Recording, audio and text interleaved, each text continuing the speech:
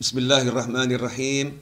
Alhamdulillahi rabbil alamin. Allahumma salli wa sallim ala Sayyidina Muhammadin miftahi babi rahmatillah adada ma fi ilmillah salatan wa salaman daimaini bidawami mulkillah wa ala alihi wa sahbihi. Assalamualaikum warahmatullahi wabarakatuh. Kaum muslimin dan muslimat, teman-temanku yang dimuliakan Allah Ta'ala, alhamdulillah kita bisa bertemu kembali dalam kajian Kalam Nabi. Pada episode kali ini kita akan belajar hadis yang berkaitan dengan keutamaan istighfar, permohonan ampun kepada Allah Subhanahu wa taala. Sebagai hamba kita sadar diri kita ini tidak luput dari dosa, baik yang kita sengaja maupun yang tidak sengaja.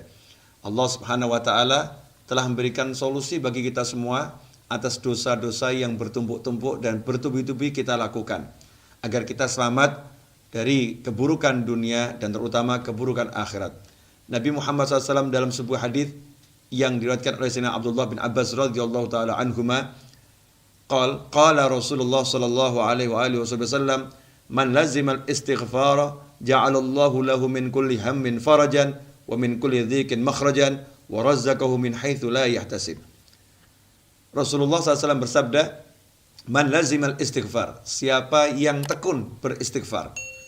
Lazima artinya tekun. Setiap hari dia lakukan istighfar tersebut secara berkesinambungan. Man lazimat istighfar, siapa yang mau beristighfar secara berkesinambungan, secara tekun, maka Allah Ta'ala memberikan kepadanya beberapa hal. Yang pertama, ja'alallahu lahu min kulli hammin farajan. Setiap kali dia mengalami ham, kesuntukan, kesumpekan, maka Allah Ta'ala memberikan jalan keluar untuknya.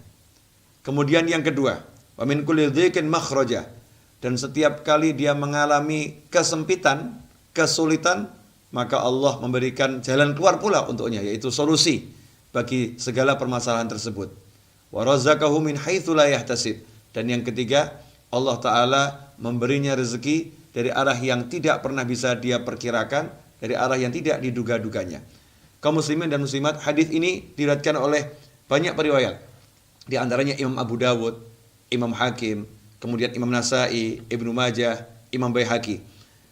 Rasulullah SAW mengajarkan kepada kita untuk tekun istighfar, dan Allah Ta'ala menjanjikan dengan istighfar tersebut bukan cuma dosa yang diampuni. Dalam hadis ini kita tidak melihat adanya kalimat Allah akan mengampuni dosanya, karena orang yang istighfar insya Allah istighfarnya diterima oleh Allah dan diampuni dosanya. Justru Allah memberikan semangat agar kita mau istighfar. Luar biasa Allah kita ini, maha sayangnya kepada kita, maha pengampunnya kepada kita. Kita yang berbuat dosa dimotivasi untuk minta ampun, dan kalau kita mau minta ampun, kita diberi bonus oleh Allah Ta'ala. Kita diberi oleh Allah Ta'ala banyak pahala. Kita diberi oleh Allah Ta'ala solusi untuk masalah kita. Bahkan yang menjadi ketakutan banyak umat manusia, yaitu masalah rezeki, justru istighfar inilah yang menjadi jalan untuk terbukanya pintu-pintu rezeki. Dalam hadis yang lain, Rasulullah sallallahu alaihi wasallam bersabda, qala Rasulullah sallallahu alaihi wasallam, ma min muslimin ya'malu dhanban illa waqafa al-malaku 3 sa'at, fa in istaghfara min dhanbihi lam yaktubhu alaihi wa lam yu'adzibhu Allah yaumil qiyamah. Rawahu al-Hakim.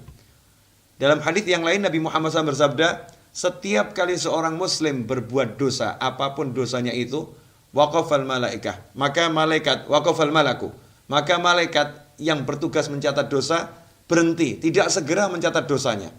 Dilihat dulu, 3 saat, selama 3 saat.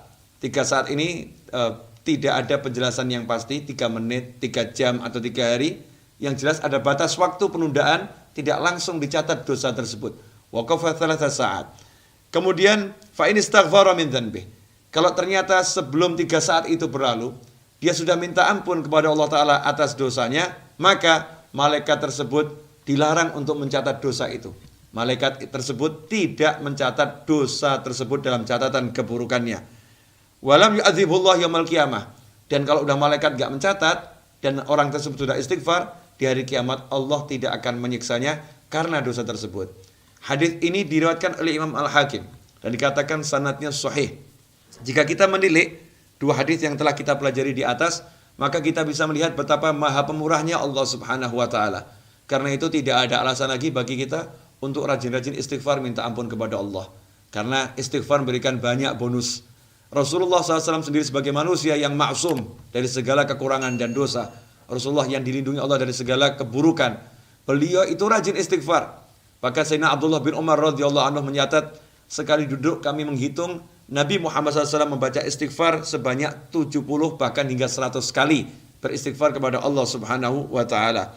Dalam sebuah riwayat disebutkan kalimat yang diucapkan oleh Nabi Muhammad SAW adalah Rabbighfirli wa tub alayya innaka antat tawwabur rahim. Rabbighfirli wa tub alayya innaka antat tawwabur rahim. Nabi Muhammad SAW membaca kalimat ini sekali duduk sebanyak 100 kali. Dan itu dihitung oleh sahabat Sayyidina Abdullah bin Umar radhiyallahu anhu. Kaum muslimin dan muslimat yang dimuliakan Allah Ta'ala. Nabi Muhammad SAW mengajarkan kepada kita semua umatnya agar dalam satu hari sedikitnya kita istighfar sebanyak 70 kali. Dalam sebuah hadis disebutkan suatu ketika dalam sebuah perjalanan, tiba-tiba Nabi Muhammad SAW memerintahkan kepada para sahabat untuk membaca istighfar, untuk beristighfar kepada Allah Subhanahu wa taala. Beliau bersabda, "Istaghfirullah." Istighfarlah kalian kepada Allah Ta'ala. Fastaghfarna, maka para sahabat mengucapkan kalimat istighfar, mohon ampun kepada Allah Ta'ala. Pada saat itu pula Nabi SAW bersabda, "Atimmuhunna sab'ina marrah."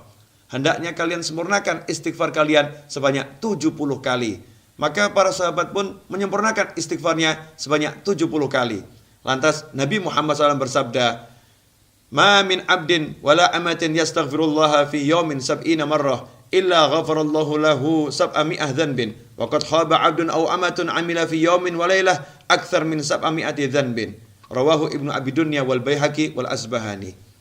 Ma min abdin, tidaklah seorang hamba siapapun itu, wala amatin, laki-laki maupun perempuan, yastaghfirullaha fi yawmin sab'ina marrah, dalam satu hari istighfar minta ampun kepada Allah sebanyak 70 kali, illa ghafarallahu lahu sab'ami'ah dhanbin, melainkan Allah Ta'ala mengampuni 700 jenis dosanya. Wa qad khaba 'abdun aw amatun 'amila fi yawmin wa lailah, dan sungguh celaka seorang hamba laki-laki maupun perempuan yang dalam 24 jam sehari semalam dia berbuat dosa aktsara min sab'ami'ah dhanbin, lebih dari 700 dosa. Hadirin yang dimuliakan Allah, insyaallah tidak ada seorang pun dari kita yang berbuat dosa hingga 700 jenis dosa.